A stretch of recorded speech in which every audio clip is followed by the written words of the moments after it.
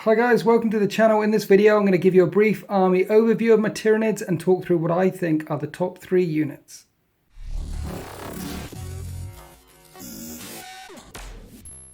Right, this is the entirety of my painted Tyranid force. Half of it wasn't painted by me, half of it was a swapsies, but I've been adding to it and adding to it and adding to it, and the glorious thing about Tyranids is they're really easy to paint. Spray it white, do the dark red, and then wash the whole thing in brown. And then do dark red again on top of the brown stuff, and then light red. It's very simple. There's a chunk of tutorials on it. I borrowed the one from Duncan, our Lord and Saviour. So we have many troops, a gazillion troops. You need zillions of troops because it's Tyranids, and I think there's about 26 Gene Stealers there. Now you can always add more Gene Stealers because Gene Stealers are awesome. I've also got a chunk of warriors going along here, just a couple with bone swords, but the shooty version with the death spitters seem better for me.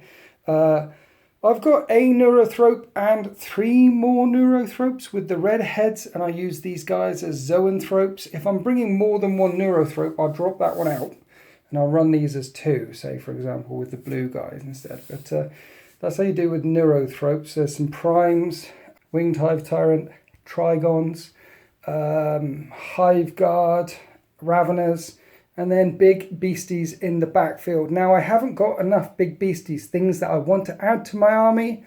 More Carnifexes. Let's get 4 or 6 Screamer Killers. Let's get 4 or 6 Dakafexes running forward as well. I'd really like to do a list which is potentially say 4 Screamer Killers running forward and 4 Dakafexes running forward, and that being the backbone, the centre of your army as it comes in like a wrecking ball just charging down the centre of the table. Something I should also add as well. I've added all the Tyrannifexes back there, but something that I should add is more Exocrines, because Exocrines are cool, and we have Raveners and Trigons bursting up in the backfield.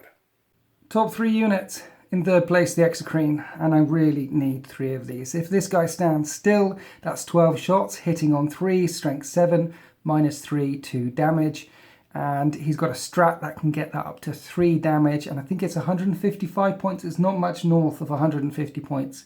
Really, any Tyranid list needs 3 of these bad boys. The volume of fire at 12 shots is incredible. Of course, if it moves, it's down to 4 shots, but there is a 1 CP strat in the Blood of Baal book, which means you can move one of these bad boys and count as though it stood stationary. And yes, it fires twice. That's 6 shots, then 6 shots. So you can pick on 2 separate targets with the Exocrine if you want to. So if you have 3 of them standing still or 1 of them moving and using the strat, that's 6 different targets at 36-inch range. Now there are things in the Tyranid force that lay down more firepower, such as twin brain leech worms, Dakafex, Carnifexes, Dakaflex, Flyrants, chucking out 24 strength 6 shots. But this has got the -3 to damage. This has got the volume of fire and the AP.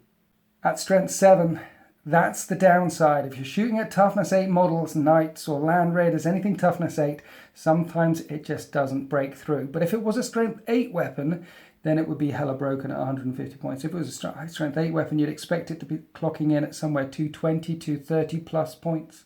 So it's well costed, it does what it says on the tin, and it adds that range and that firepower that is often lacking in a Tyranid army. If you really want to get mean with them, then run them as High Fleet Kronos, so they're re-rolling hit rolls of 1. Chuck a Neurothrope in a Spearhead detachment. You can have 3 Exocrines and a HQ for about 550 points, hitting on 3s, re-rolling hit rolls of 1, 36-inch range, 36 shots a turn. Absolutely brutal. Of course, I'm not going to do that anytime soon because I painted my army Kraken, and even painted as Kraken, well, it's still good.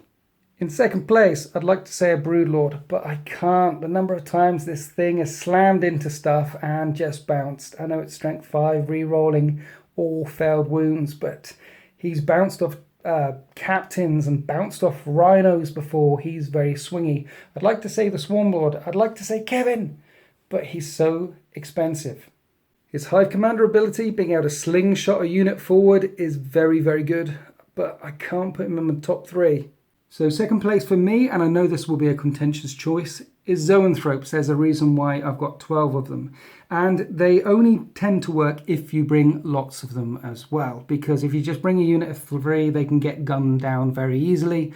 But if you bring 6 of them, or if you bring, say, 2 units of 4 or 2 units of 5, then they're going to be hanging around for a very long period of time because they have that 3-up invulnerable save. Now, this edition, 8th edition, is all about AP.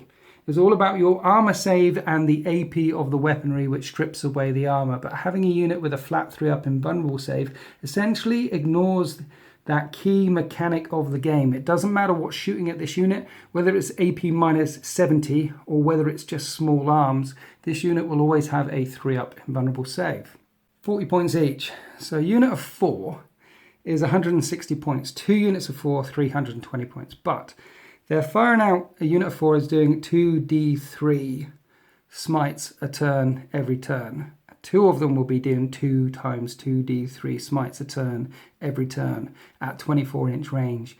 And they have the fly keyword, so they're hopping around all over the place. You can essentially always advance them. You can move and advance and then smite. Move and advance and then smite, because it happens in the psychic phase. You can get tied up in close combat. You can fall back. You can smite. So let's talk through the smites for people that don't know. A unit of 3, 1 to 3, does d3 smites, just like anything else. A unit of 4 or 5 does 2 d3 sub smites, and a unit of 6, which is the max size, does d3 plus 3 damage when they smite. Remember, that's not rolling to hit or rolling to wound, that's just smiting. And if you have 4, 5 or 6 in a unit as well, they know 2 psychic powers. So you can put Psychic Scream on them if you want to be an absolute bully. Psychic Scream is basically the same as Smite. So you're doing your 2d3 Smite plus an extra d3 Psychic Scream. And their Shadow in the Warp and their Synapse. To really make them sing, you need a Neurothrope nearby, because Neurothropes allow Zoanthropes to reroll 1s on their Psychic test, which means they're less likely to perils. And it also counts for the Neurothrope because it has the Zoanthrope keyword. So what you have is a very resilient Synapse unit moving up the center of the battlefield, which is very hard to shift. It's very rare that I break out at 12 on all battle reports because I feel very dirty when I do. And that for me is a guarantee. That for me tells me that this unit just works to my playstyle, because I don't like bringing in all 12 of them. It's just mean. And they also work really well in a Kraken type list as well, because as I said, they're moving 5 inches, but 3d6 with Kraken on the advance, picking the highest, means these guys are not slow. They tend to be moving a good 9, 10 inches a turn whenever I need them to move, that is. Unit number 1 in my top 3 list, I don't think will be contentious for anyone. Hive Guard with Impaler Cannons, 258 points at the current points levels for a full unit of 6. Now they're pricey at 258 points, but there's 12 shots getting chucked out from this unit, hitting on 3s at strength 8, that magic strength 8, minus 2 d3 damage a time. And those shots shoot round corners. They don't need line of sight. And any gun in this game that can shoot targets that are not in line of sight, well, it kind of breaks one of the fundamental rules of the game, which is that you need line of sight. But these guys don't. They are absolute beasts at wrecking most things, from Primaris Marines to tanks, even to flyers, because just the volume of firepower they can chuck out. And of course, there is that one strat that all Tyranid players love so much, single-minded annihilation. It costs 2 points. You put it on a unit of infantry. These guys are a unit of infantry, and they can fire again at the end of the shooting phase. So what you're looking at is hiding this unit behind some nice line of sight blocking terrain so they're not getting targeted, and in turn 1 firing them twice, and in turn 2 firing them twice. And if you're still firing them in turn 3, you're very lucky, because they're such a high value target that the enemy does all they can either to bomb these things from orbit or deep strike in around them or come charging in and try and chop them up, because they're not great in close combat. They are toughness 5. And they do have 3 wounds each, but they're not great in close combat, and they can't fall back and shoot.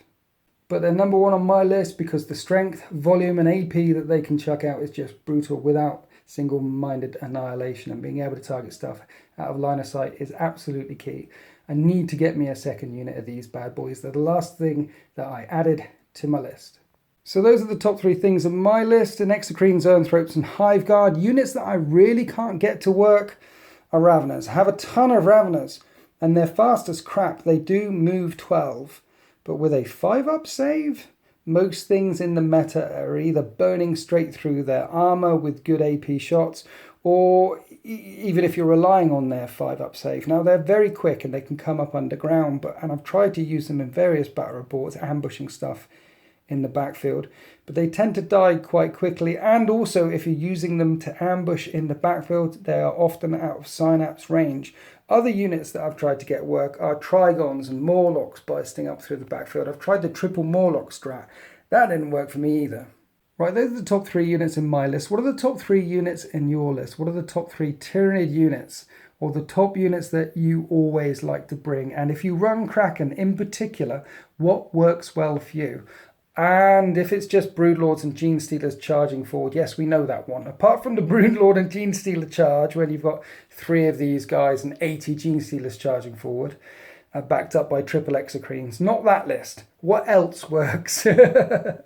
So please share below. If you like this video, give it a thumbs up. If you don't, down thumb it. I don't mind. But yeah, I'm really interested to hear your feedback on this one, guys. Happy wargaming.